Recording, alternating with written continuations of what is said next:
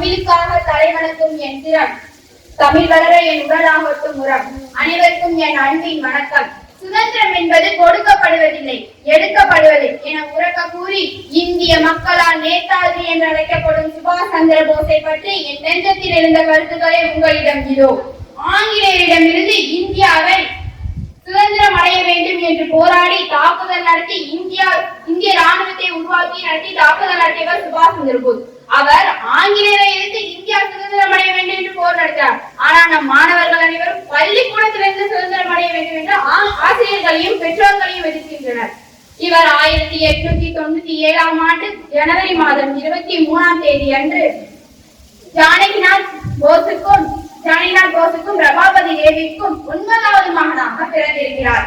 இவர் ஒடிஷாவில் உள்ள கட்டாக் என்னும் இடத்தில் பிறந்தார். பாருங்க, 9வது மகனாக கூட பிறந்து தனக்கு கூட பிறந்த சகோதரர்களுடன் அன்பாகவும் பண்பாகவும் வாழ்ந்திருக்கிறார். ஆனா நம்ம வீட்டுல 2 பேர் தாங்க இருக்கோம். உலக போர் கண்ட போரே அந்த வீட்டுல நடக்குதுங்க. போஸின் தந்தை ஒரு புகழ்பெற்ற வழக்கறிஞர் ஆவார். சுபாஷ் சந்திர போஸ் காலத்துல கூட படிப்பு சரியா கிடைச்சதான்னு தெரியல. அவருக்கு முந்தைய காலத்தவர் அவர் தந்தை காலத்திலேயே நாம் கிடைத்த படிப்பை சரியாக பயன்படுத்தி கொண்டு தலைமுறையாக நன்றாக வளர வேண்டும் என்று படித்து வழக்கறிஞராயிருப்பார். ஆனா நம்ம சாதாரண மிட் டேர்ம் குவார்டர்லி எக்ஸாம்ல பாஸ் ஆகிறது கூட நம்மளுக்கு கஷ்டமா இருக்குங்க.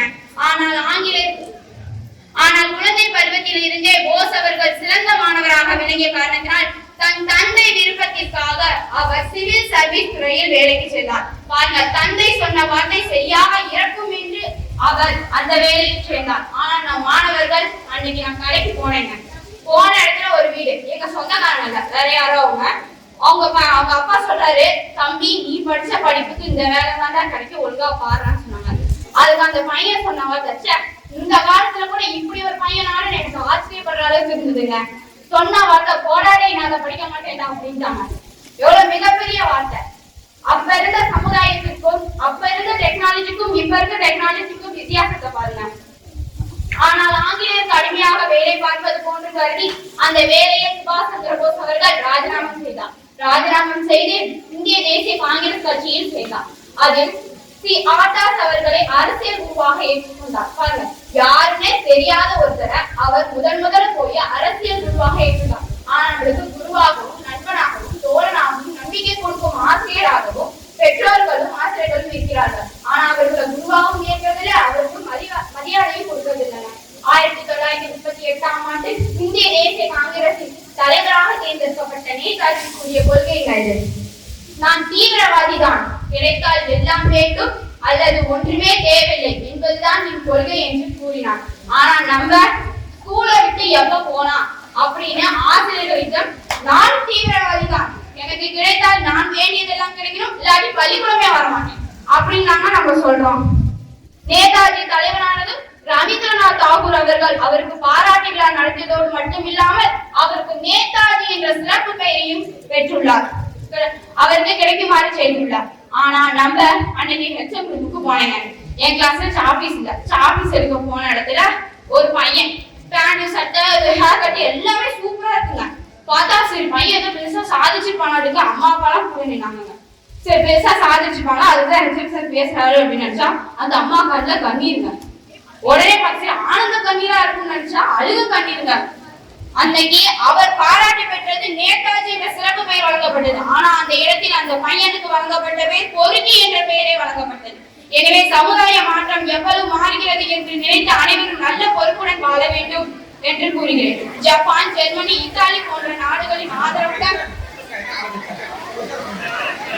உட்காருங்க. அப்படியே மரத்து நிழல்ல உட்காருங்க. ரொம்ப மழையெல்லாம் வரல, அப்படியே உட்காருங்க. இல்லைன்னா அப்படியே ஸ்டேஜ் வரும். ஜப்பான், ஜெர்மனி, இத்தாலி போன்ற நாடுகளின் ஆதரவுடன் சுபாஷ் சந்திர போஸ் பர்மாவில் இருந்தபடியே இந்திய தேசிய ராணுவத்தை 1944ஆம் ஆண்டு முதலில் ஆங்கிலேயருக்கு எதிராக தாக்குதல் நடத்தினார். நான் பின்னாடி क्वेश्चन கேட்பேன், அதோட ஆன்சர் சொல்லணும். ஓகேவா? ஆனால் பல காலங்கள் இந்திய தேசிய படை தொடர்ந்து தோல்வியை தான் அடைந்து கொண்டிருந்தது. மாணவர்களை நன்றாக கவனியுங்கள். நீ மிகப்பெரிய வெற்றி அடைய வேண்டுமென்றால் அதை விட மிகப்பெரிய தோல்வி அடைந்தால்தான் அந்த வெற்றி கிடைக்கும் என்று கூறுகிறேன். அப்பொழுது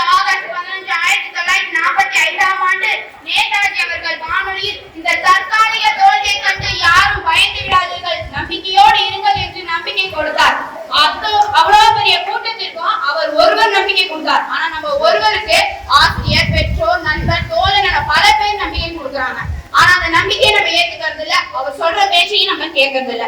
இந்தியாவை நிரந்தரமாக அடிமைத்தனத்தில் வைக்கும் சக்தி இந்த உலகத்தில் எதுக்கும் கிடையாது. ஜெய்ஹிந்த் என்று அவர் போராடி அனைவருக்கும் உரையாற்றினார்.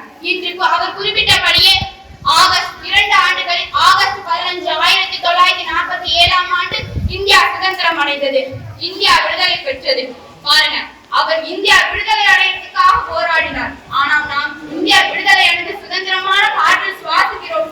ஆனாலும் நாம் யார் சொல்வதை மாற்ற சொல்வதை கேட்பதில்லை. நான் ஒரு டயலாக் சொல்றேன், எந்த படத்துல இருக்கு சொல்லுங்க, ஓகேவா? கேட்டவன் சொல்றதுல ஒரு மாஸ் இருக்குல்ல, எந்த படம்?